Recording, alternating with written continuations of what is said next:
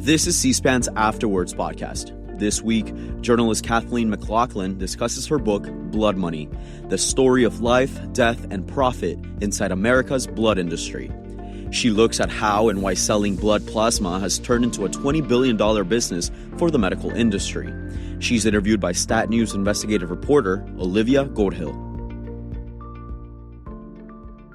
Thank you so much for joining us. I'm here today talking with Kathleen McLaughlin, who's written an incredibly important and deeply reported book on the blood industry, which is kind of this almost dystopian seeming world, but it's a huge economy and industry here in the United States.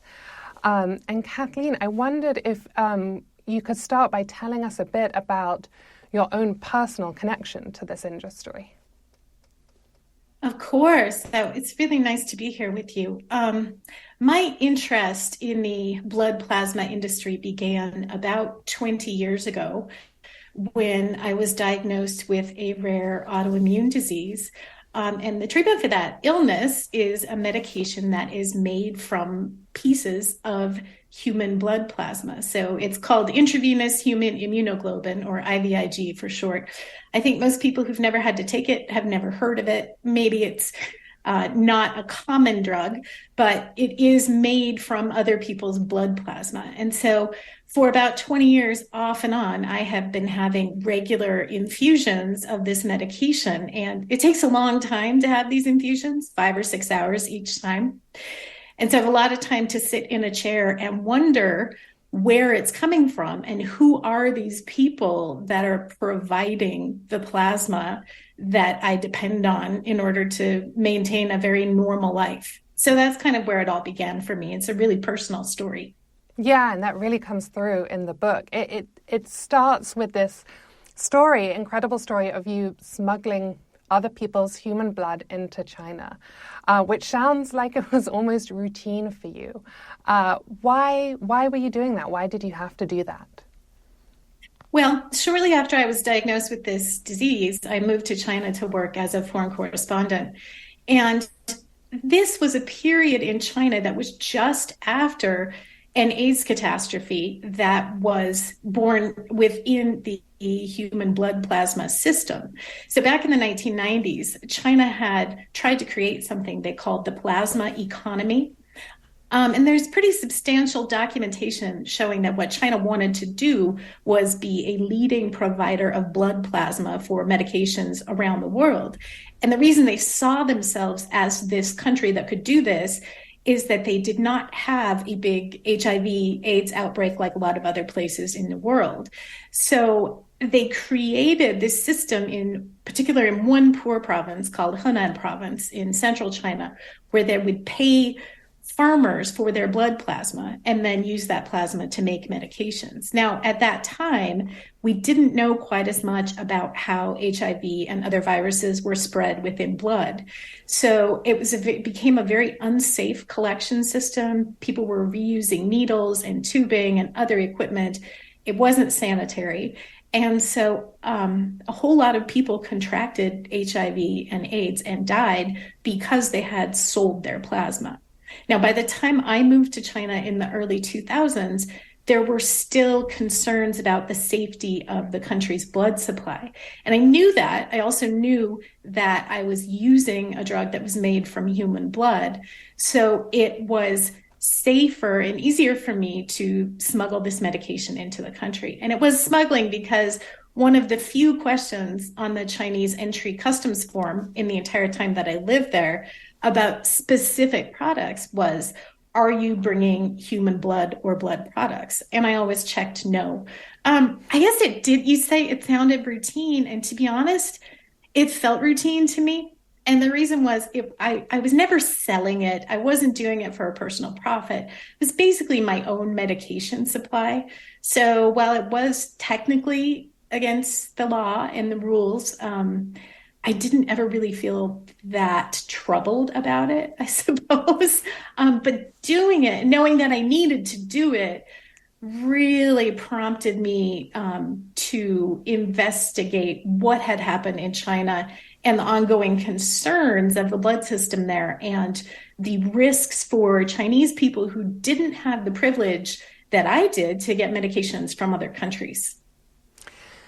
And you said yourself how useful this plasma is, essential for you and your condition, but I just think it's important to establish, what is this used for? What is the medicine and how important is it to people with various diseases? Of course. So maybe I should step back and just explain plasma. So plasma is the protein component of blood. And when you donate or sell plasma, they separate your blood into parts, keep the protein part, which is kind of this yellowish, watery substance, and then they put the rest of the blood back into your veins. The plasma can be made into many different kinds of medication. The predominant medication it's made into is human immunoglobulin, which is used to treat a lot of different illnesses. So people with primary immune deficiency, people with my illness, people with something called Guillain-Barré syndrome. There are a number of autoimmune conditions where this medication is used. There is a pretty serious childhood illness that's quite deadly where this medication is used. Plasma is also used to make things like albumin, which is a very common drug used in surgery. It's also used for drugs that hemophiliacs rely upon. So it's made into medications that are both essential and quite common. It is made into medications. U.S. plasma is made into medications that then go around the world. And you were talking about what you saw in China, and obviously what happened with AIDS was, deadly. But it sounds like there were also quite extreme economic consequences, especially for the province where it was so common for people to donate plasma. What did you see there? Right. So it was quite interesting. I was in China a decade after the crisis had hit and went back there many times to do reporting in the years after. And in that period, the early 2000s through the early 2010s, China was booming. And in particular, rural areas were really picking up and booming. There was factory work, there was new development, there were entire new cities being built. In the parts of Henan province where the blood plasma economy had gone wrong, and there had been this devastating AIDS outbreak, it was the cities and the villages and the towns were much poorer. The economic development didn't hit there the same way it did in other parts of rural China. There was still an incredible amount of stigma around these places, I would say. There was still a lot of government intervention in covering up the epidemic. And so people weren't so free to come and go and do the things that they might have been able to do in other parts of China. Not to mention there was a massive death toll. We still don't know how many people in China died from this outbreak that was created by the plasma economy. The best estimate that I have seen, or I should say one of the most informed estimates that I have seen, is around 1 million people. We don't know, though. We just have no idea how many people were infected and how many people died. I interviewed some people who had survived the AIDS outbreak in Henan province. There was one man I met in particular who told me that 25% of the people in his village died. They had all been selling plasma to earn extra income, and everyone started getting sick all of a sudden. At that time, there was very little education in China regarding AIDS. It was a different social situation than there was in the United States regarding education and awareness. And so a lot of the people, he told me, got sick and died without ever knowing what had killed them. So there was the remaining stigma around it, even 10 and 20 years later, I think still held these places back and has never quite gone away. Yeah, it sounds like, just a horrendous tragedy and so many people. And you said in your book that early on, you were relying on US plasma even when you were living in China, and you kind of assumed that the US had a better system than what you saw in China. When did you start to maybe reconsider that? That's a good question. I have to think about it. So I definitely fell into the really easy trap of believing in American exceptionalism. I was writing about the plasma economy in China on a regular basis. I was meeting people who had been involved, who had exposed it. I was learning all sorts of things about it. And I thought, oh, China is the only country in the world that would ever create something called the plasma economy. It's so dystopian sounding. It's so odd. And I began kind of thinking about what was going on in the US. I knew about these plasma centers. I had some friends who had sold plasma. I knew some people who lived near plasma centers. I mean, I was aware of their existence, but I didn't really understand how big the plasma economy was in the United States until I moved home in about 2016. And I wanted to interview the woman who had blown the whistle on the catastrophe in China. Her name was Wang Shuping.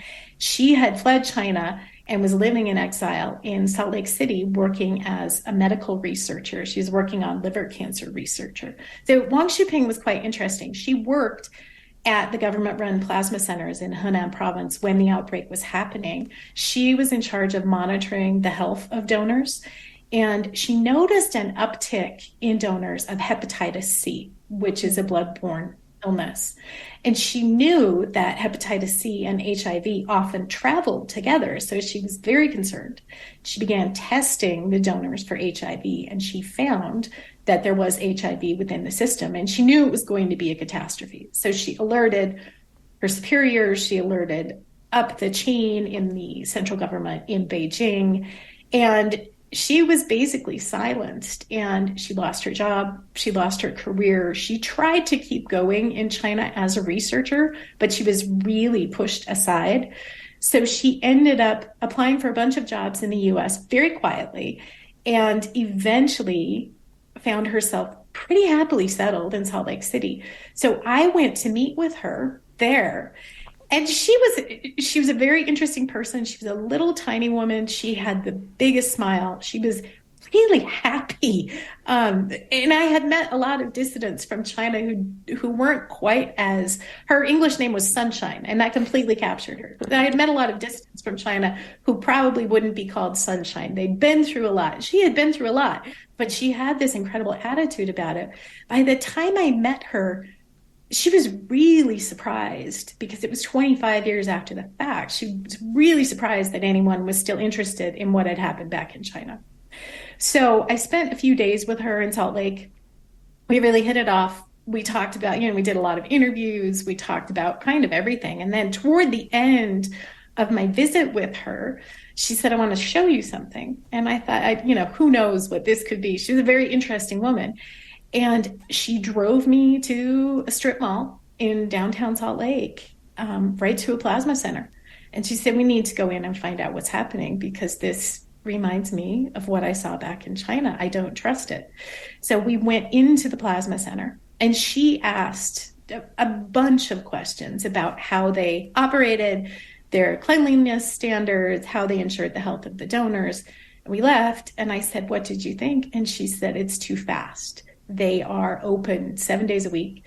This is Salt Lake. It's a religious town. Salt Lake is still pretty heavily Mormon. And these plasma centers were operating at the same speed that she had seen back in China. And so I said to her, do you think there's any risk of viral contamination? And she said, no, but there's something else here that doesn't seem right. It's too much. And so that really, for me, kicked off the understanding of how big and how embedded in our society this industry has become. And from there, I kind of launched into trying to figure out who was donating plasma, who needed the money, why were these centers increasing in number, and what does it all mean? Unfortunately, Wang Shuping passed away before this book was published. She died right before the pandemic, but it kind of gave me a little more fortitude to carry on with the project, I guess.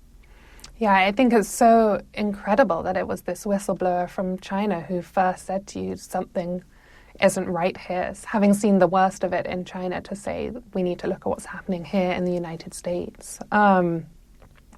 And you wrote in your book, I think that there's the industry in 2021, American blood products were worth more than $24 billion in worldwide sales, which is huge. Can you put that in context? Just how significant of an industry is this? Well, I mean, the most common thing that people like to say is it's a bigger export for the United States than soybeans. So if you think about, we're a farm exporter. We export farm crops. We export more blood plasma than certain popular farm crops. It's a huge industry. It's a huge export.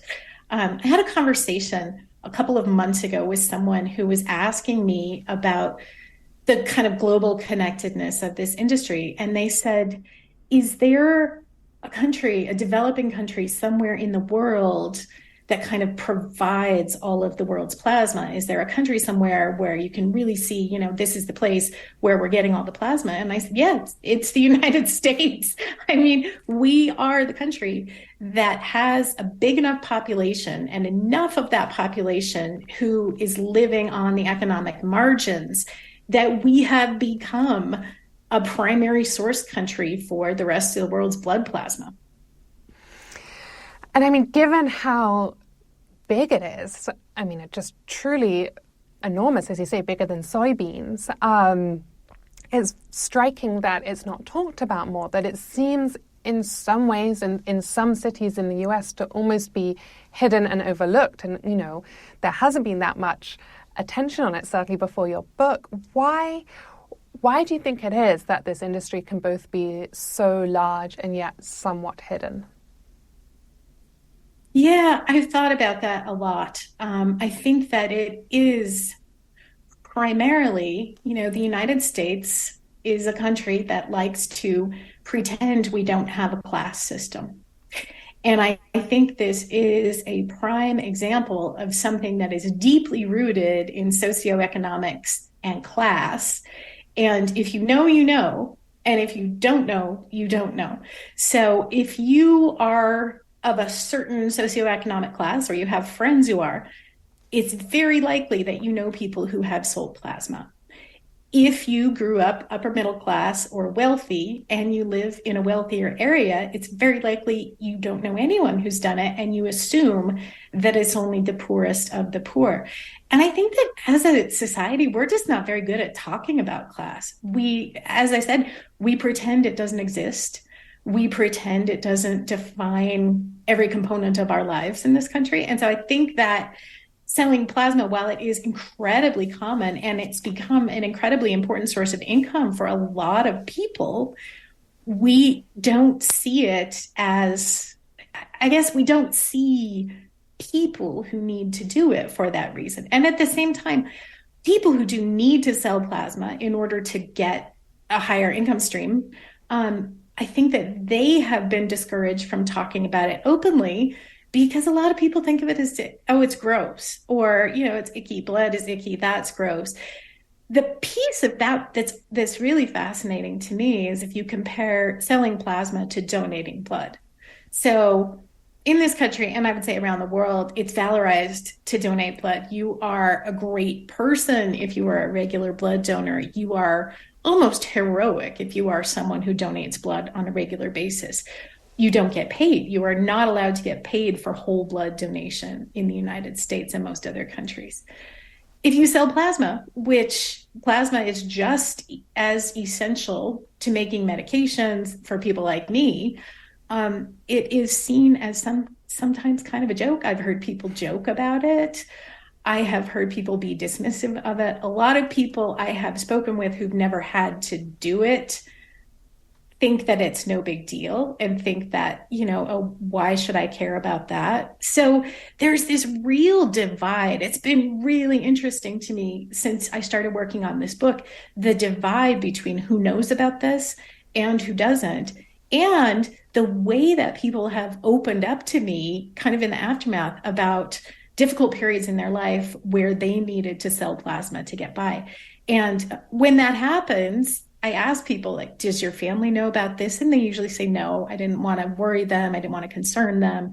So I think it's both sides. There is the piece of people who don't know about it. So they're not talking about it because they're economically more comfortable and don't know that this is a big issue.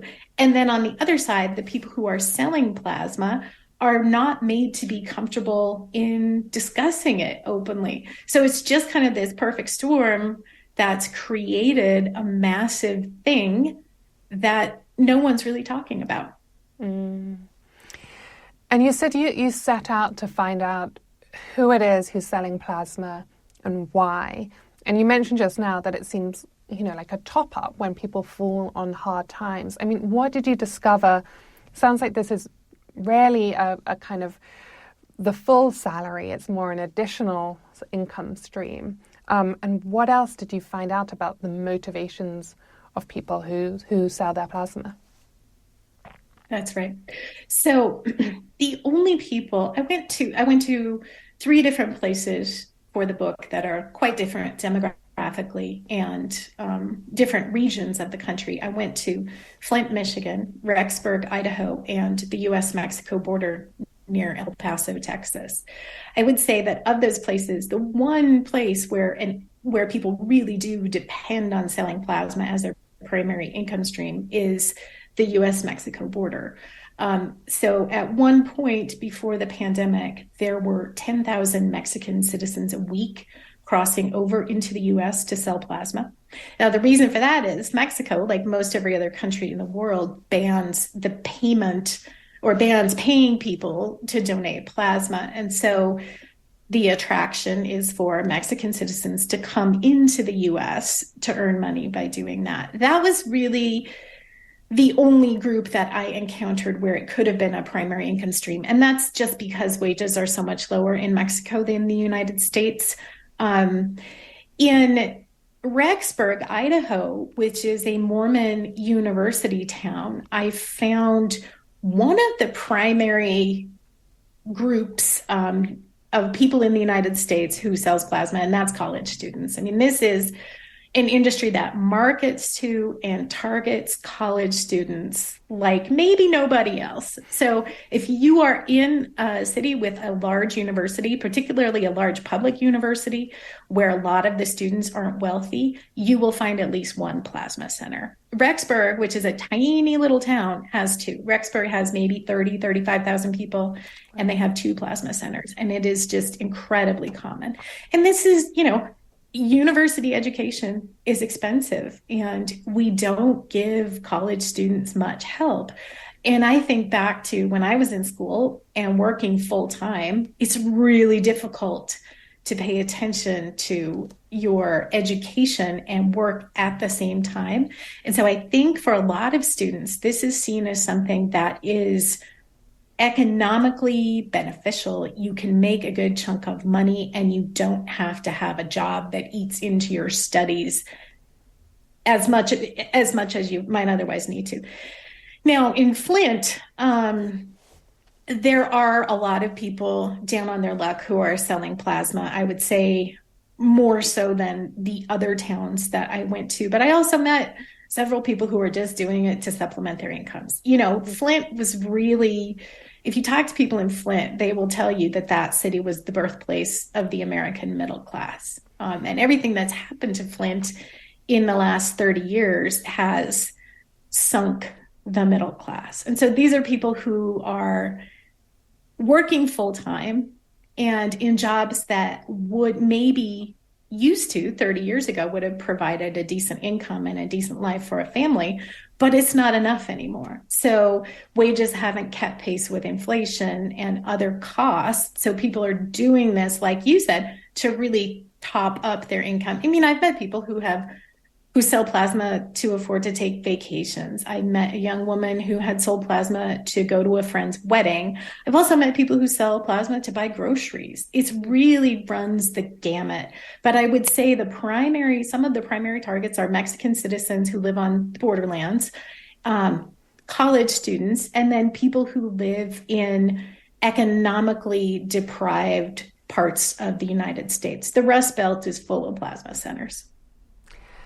And you interviewed so many people for this book. Was there a particular story that kind of stood out to you or meant a lot and kind of encapsulated some of the problems that you've been exploring?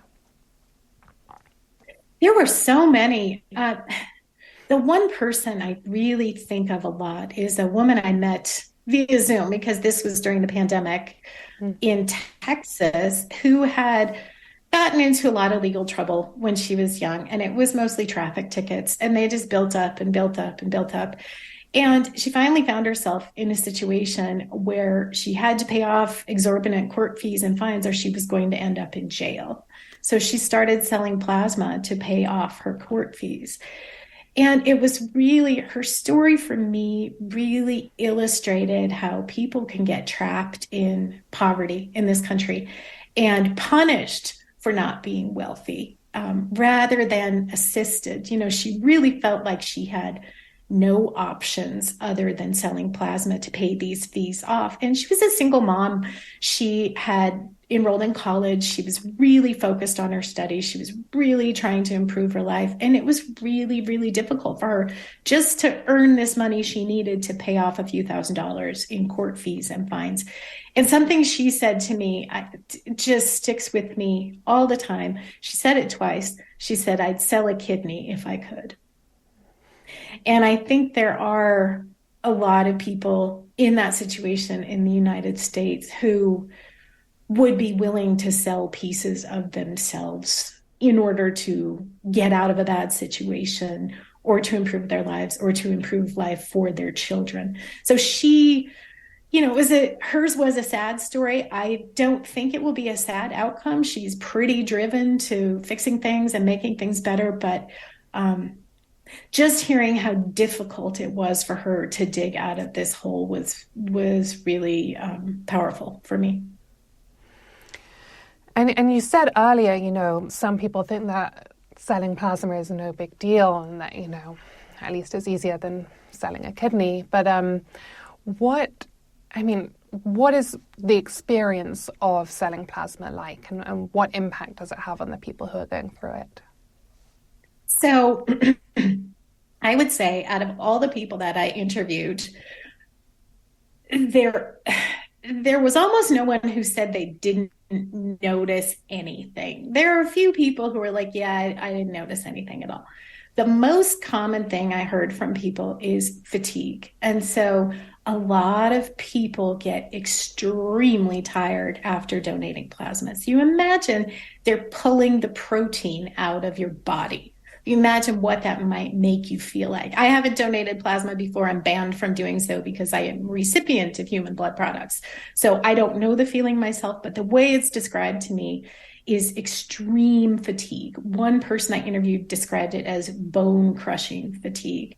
One woman I interviewed told me she had to go to sleep for the rest of the day after she donated plasma. There's also, I spoke with people who would feel sick to their stomach, headaches, lightheaded, dizzy. I think about one young woman I met outside of a plasma center in Rexburg, Idaho. I believe she was 19. She was a college student, tiny little young woman. And she was so chilled by the process. It can be very cold because they're re-injecting cold fluid into your body at the end.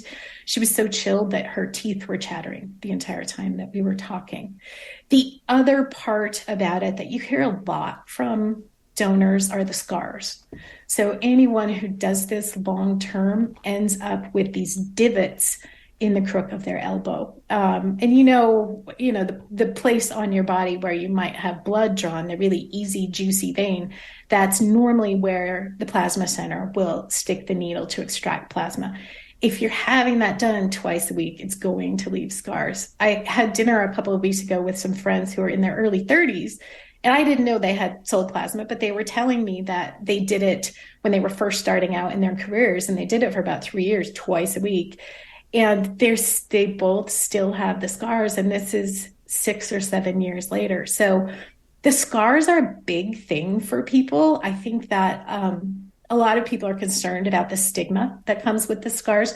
I've had plasma donors tell me that they worry even though the scars look nothing like intravenous drug use scars, they worry that if someone sees them, they'll think they're a drug user. So that is a part of it. I will say, so there's been a few long-term studies about the potential health impacts. There's one that indicates people's protein levels are lower if they donate long-term. There was a long-term study in China of plasma donors that indicated fatigue led a lot of people to stop working early. So it really had that impact. I will say, anecdotally, the people who donate long-term, their health problems or their fatigue seems to go away when they stop. So it doesn't seem to be something that lingers in people for years on end. It seems to be symptomatic of when you're doing it. And also, I would say the physical effects do seem to tend to depend on how often people donate. So the people that go twice a week are the ones that I've heard the most from about uncomfortable side effects or fatigue or headache or things like that. I want to read a bit from your book where you talk about, the people who donate plasma and, they're expected to have a good diet so that they're healthy. And you write, in thinking about the nutrition aspect, I find it hard not to make brutal comparisons through the looking glass of the plasma economy. Human beings treated as livestock, kept alive and fed just barely well enough to ensure the blood flow is coming. The industry's success, at least as measured in the number of clinics and their humming busyness, seems an insult on top of the decades of injury that Flint has already suffered. And I think that idea of human beings as livestock is really devastating. But what did you see that made you think that and make you draw that comparison? It was... I went inside a plasma center in Flint, Michigan, and had a tour. And it's so mechanized and structured and sanitary. It just feels like science fiction. There's rows and rows of chairs, and people are seated in the chairs, reclining, strapped up to these machines. That's part of it. The other part of it was talking to donors about what they have to eat in order to feel okay when they're doing this. So what's really interesting to me is, again, I'll go back to the blood donation comparison. If you donate blood, they'll at least give you a cookie and some juice to make you feel better at the end. If you donate plasma, they won't give you anything unless you're on the verge of passing out. So the profit margin is so much more important, I think, than tiny little things that would make people feel better. People are instructed when they donate frequently. The companies will tell them a proper diet and to hydrate appropriately, but they're not being given subsidies to pay for these things. They're told to eat high protein diets. Like, that's well known among plasma donors, but they're not being compensated to pay for high protein diets. So it is this almost dystopian thing of expecting people to eat certain things and then extracting parts of their body that made me feel very much like it was agricultural in nature. And I did have a couple of plasma donors say this to me, that they felt like cows being milked, which sounds like a very grotesque comparison, but when you see it, it's hard to unsee it. Mm. And you spoke to one person outside of a plasma center where, if you donated incredibly regularly, several times a month, you could be paid $1,200 a month, I think, for several donations. And, you told them that when you look at your bills from the medicine you receive, a dose of plasma costs your insurance company $12,000. What makes up that difference? It's a very good question. I mean, these are private companies that aren't transparent about what's happening in the middle. So what I can tell you is this. First of all, the price of my specific drug has gone up this year. It's now $13,000 a dose. It seems to go up every year. So it's gone up since I wrote the book, which is kind of staggering. Yeah. What happens in the middle, though, and I can tell you for my specific drug, my drug is made from the immune particles of the plasma of potentially thousands of different people. So it's not a one-to-one equation. It's not paying someone $40 for something and then me paying, my insurance company paying $13,000 at the end. There is a lot that goes on in the middle. There is treating the plasma with heat, pasteurizing it so it doesn't carry the risk of infection. There is making it into this proprietary mix of chemicals that then works as my drug. But we don't really know. I mean, there's profit in the middle. A lot of it is profit. There certainly is technology, and I would say, years of research have gone into making these drugs. These are pretty old drugs, though. These are not revolutionary drugs. IVIG has been around for a long time. So this is not a cutting edge medication. It's just made from the pieces of a lot of different people. And there is a lot of profit in between. As you noted at the beginning of this, we're talking about more than $20 billion in profit. And I believe that was 2020, and the number has gone way up since. And who is profiting? Is it the predominantly the plasma centers? There are companies, I think, all over the world buying this plasma. Who is profiting? Yeah. I mean, I think it's a lot. It's like a lot of things in our healthcare system, which is a lot of the profits come out in the middle. So the plasma industry is very interesting in the U.S. The U.S. is the big plasma source provider, but it's very much a global industry. So a lot of these companies are multinationals that own the system from beginning to end. So, for example, my particular drug is made by a company called Grifols. That company is based in Spain. You can sell plasma at a Grifols plasma collection center in the United States, but Grifols products are sold all around the world. And CSL is an Australian company that has a similar system, I would say. So a lot of these companies own the plasma collection centers. They also own the places where the plasma is made into medication. They also make the medication and sell it back to patients. So they kind of own it from beginning to end. There are a lot of other companies that make medication from plasma that don't own the collection centers, but the three biggest do. And what's interesting to me is two of the three biggest are not based in the United States. So the United States is really a source provider for these companies, which then turns it into medication and sells them around the world. And a lot of countries, I mean, you mentioned especially in Europe, you can't sell plasma. But those countries, it sounds like it's not like they have a different solution. They're just depending on the supply from the United States where it is sold. Is that right? That's right. And I think that, again, we were talking earlier about how this is kind of a hidden industry, certainly hidden to people in other countries. So when I wrote the book, there were 5 countries that allow people to be paid for plasma donations. The United States is far and away the largest of the 5. So I've had conversations when I was first working on this book.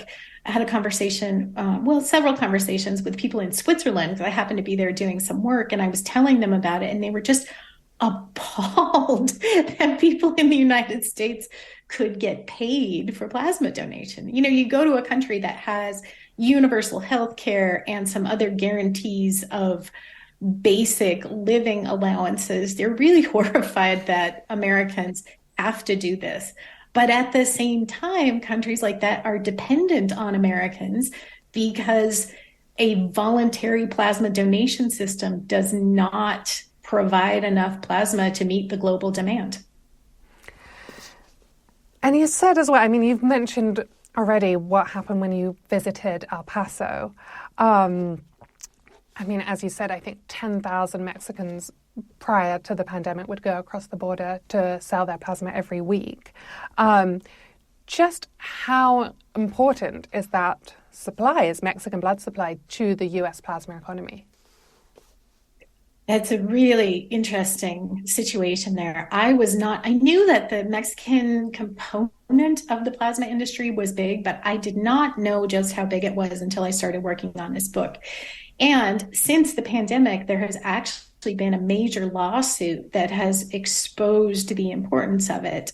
In basically, when the pandemic hit, the land border between the United States and Mexico was closed, and that cut off these thousands of people who had crossed into the US and depended on selling plasma as an income stream. In the interim, when the border reopened, one branch of the US government reclassified Mexican citizens selling plasma as labor. The plasma companies then sued to overturn that classification, saying it wasn't labor, but in their court filings, they detailed how important this piece of the plasma economy is. So one of the documents calls the Mexican border plasma stations the most productive in the United States, meaning they are gathering more plasma than any other collection across the country. At this point, there has been a new ruling that has re-allowed Mexican citizens to cross into the US to sell plasma. So it's gone back and forth a couple of times since the lawsuit started. I actually since the latest decision in the lawsuit, I spoke with a couple of the donors who are in my book from Mexico, and they have returned back to the US to start selling plasma again because the money is just so good. One of the people I spoke with recently, a couple of weeks ago, was an English teacher in Juarez, and he just said, it's the best way to make some decent money on top of the income that I already get. So it's really interesting to watch. I think that the plasma companies are probably terrified of it being classified as labor, because then that would have implications for everyone who sells plasma in this country. But as it stands right now, the legal situation is that Mexican citizens can return to the US, and they have started returning to sell plasma on day basis. It's really striking in your book just how much this industry thrives on inequality. Talking about the border where, Mexican salaries are so much lower than those in the US, people who are struggling to get by. I mean, do you think that's kind of a necessary feature of this industry? And if so, why? Why does it so depend on that inequality? Yeah, I think I have begun to see this industry really as a symptom of the problems with the United States economic system.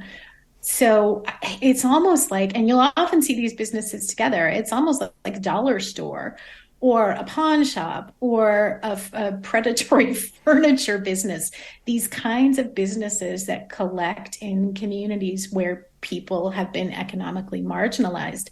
As far as by necessity, I do think that we can do better. I don't think that we have to have these predatory industries. I don't think that we need to have all of that profit motivation and margin in the middle.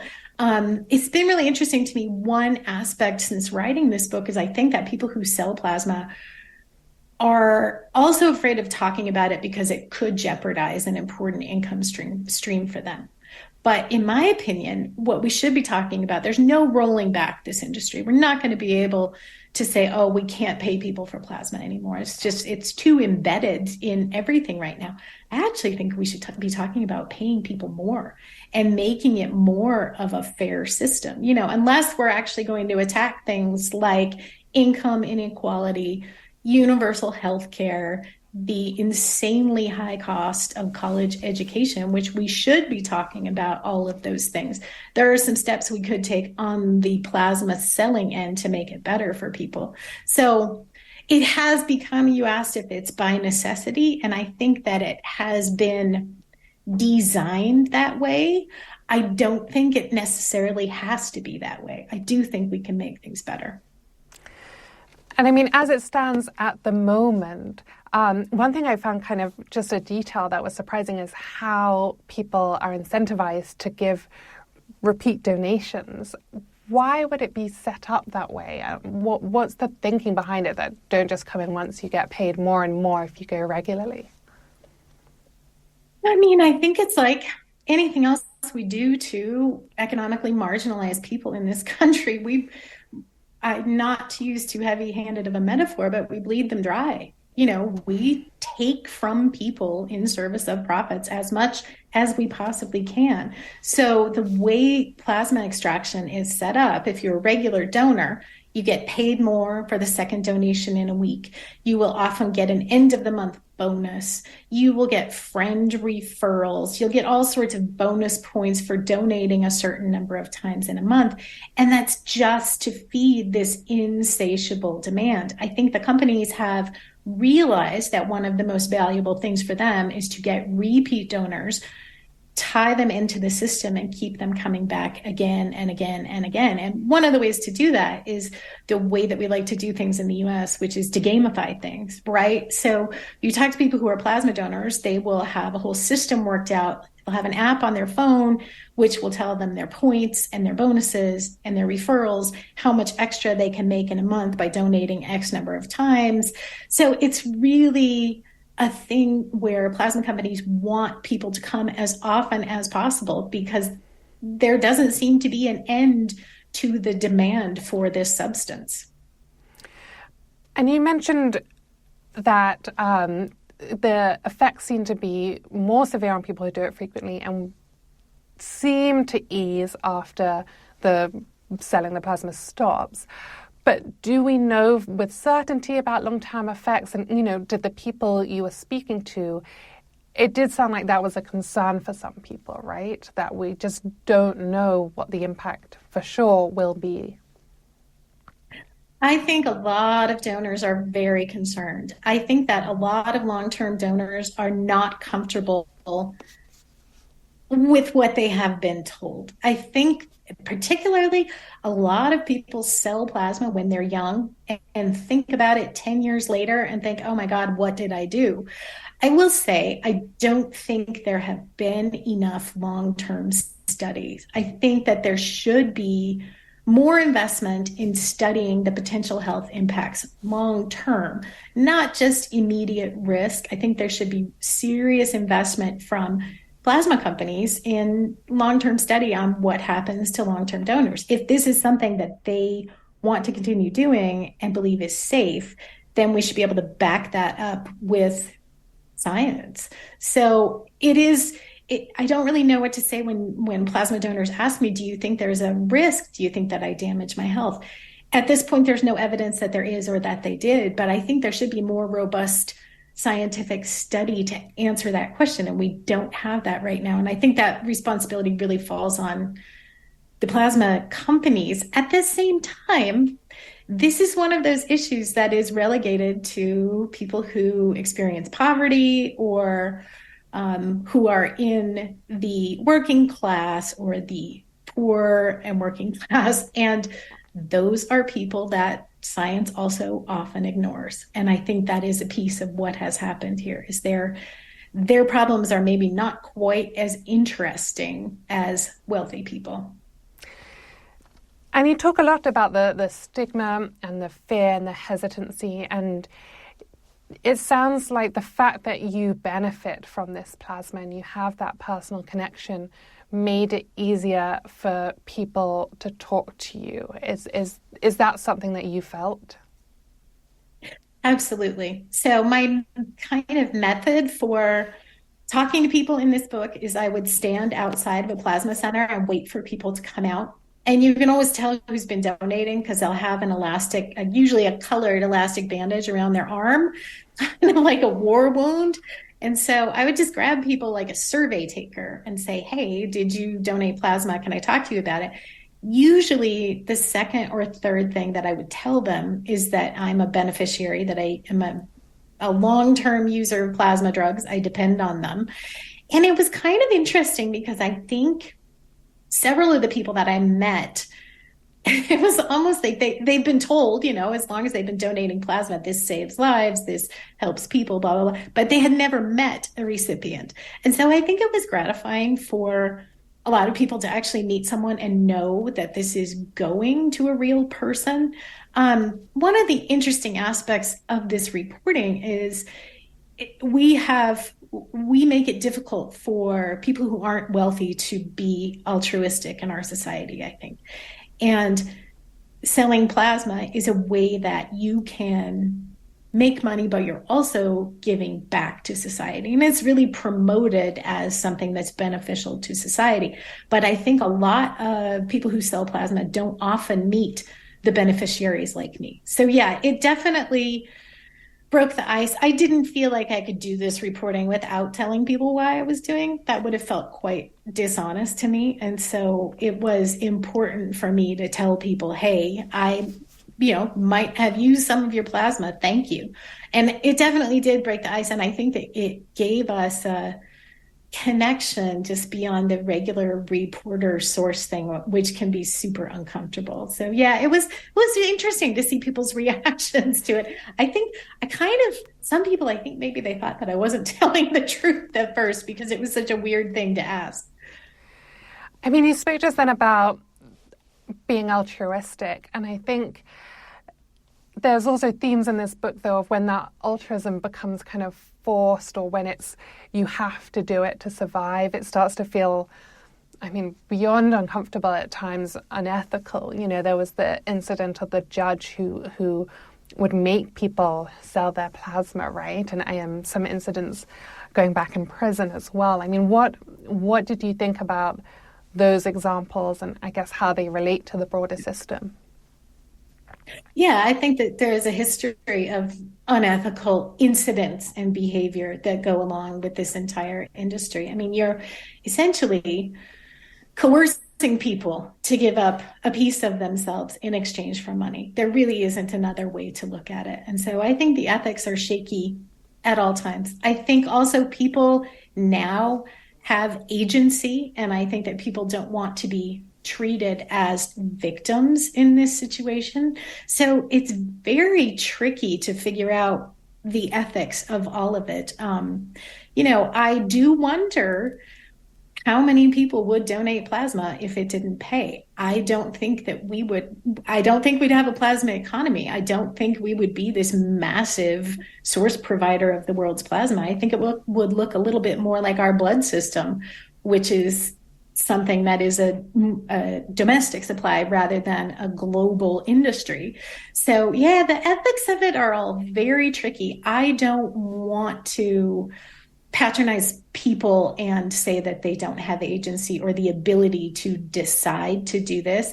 At the same time, I would say every single person I talked to, and I interviewed more than 100 plasma donors, money was the primary reason they were doing it. I mean, there were a lot of people who saw benefit to it as well. Altruism, giving back to society, they felt good about it. But the number one reason they were doing it was money. And I don't know how you can have an ethical system like this when the primary motivation for most people is financial.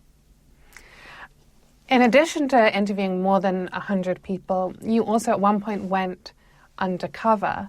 Why did you do that, and tell us what you saw when you did?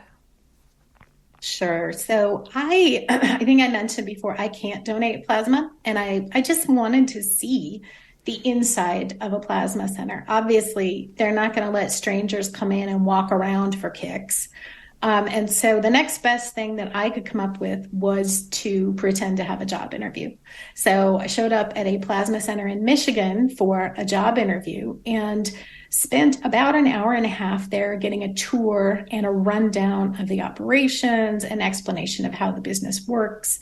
Never lied about who I was. I didn't lie about my experience. I kind of just omitted a lot of things. So what was interesting to me is I felt like in the job interview itself, the primary concern for the managers was customer service. They really wanted to hire people who knew how to keep donors happy, especially when bad things happened, and keep them coming back. And by bad things, I mean missed needle sticks are a major issue. So if a donor comes in, a technician misses their vein, they can leave a bruise that will then prevent the donor from donating for weeks, which interferes with their financial situation. So customer service was a big thing. It was, again, it felt like science fiction to me. You go into the back room, it looks like a medical clinic, but it's rows and rows and rows of recliner chairs and people stretched out into them with a needle in their arm that's connected to a centrifuge that's drawing out their blood, keeping the plasma and returning the rest of the cells. It was very well organized. It was very clean. The people who worked there were great. It was extremely unsettling, almost because it was so mechanized. I don't really know how else to explain it, but it just felt like I was watching a science fiction movie. And then there was this, of course, overwhelming smell of blood, which is like copper in the air. And anyone who's donated plasma knows all about this, but it's very clinical, I would say. And I don't know what I expected when I went in. I didn't really have expectations, to be honest. I just wanted to learn about it. But it was much more sanitized than I had expected, which was troubling in its own way. It just felt removed from normal life, I guess. We just have a few more minutes left, so I'm going to ask a couple more questions. But first of all, you talked about, the things that would make this better, maybe higher salaries, snacks. Do you think that will happen? And what would it take to get there? It sounds like the kind of thing where people would have to unionize. And is that, feasible? I think there is power in collective action, right? So if there are potentially millions of people in the United States who sell their plasma every year, they have a lot of power if they come together and demand better. So I think that there is a researcher at the University of Michigan, Luke Schaefer, who has discussed a plasma minimum wage. I think that sounds like a brilliant idea. Transparency around what people get paid. Less gamification of the system. So why do you get paid more for a second donation in a week than the first?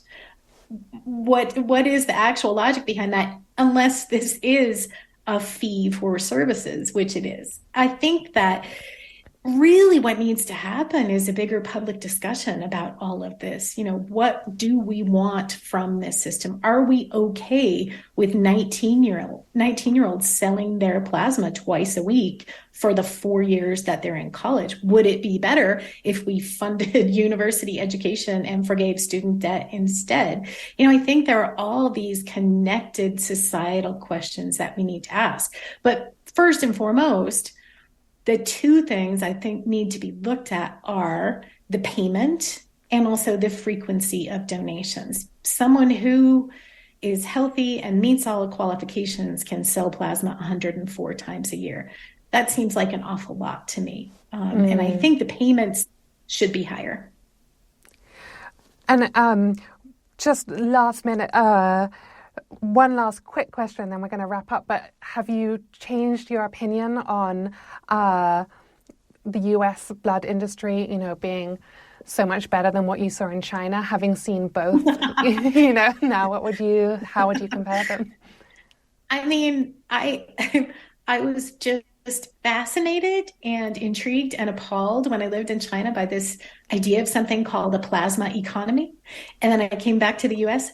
and discovered we created it while nobody was really paying all that much attention. So I have made the classic American mistake, and I'm humble about it now. Well, thank you so much for talking today, and thank you for your book, Blood Money. It's a really important read, and thank you for all your work on this subject. Thank you. This was wonderful. Thanks for listening to this week's Afterwards podcast. If you enjoyed this podcast, listen to C-SPAN's podcast about books. Learn about the latest nonfiction books and best-selling authors. In each episode, we report on bestsellers lists and book reviews from around the country.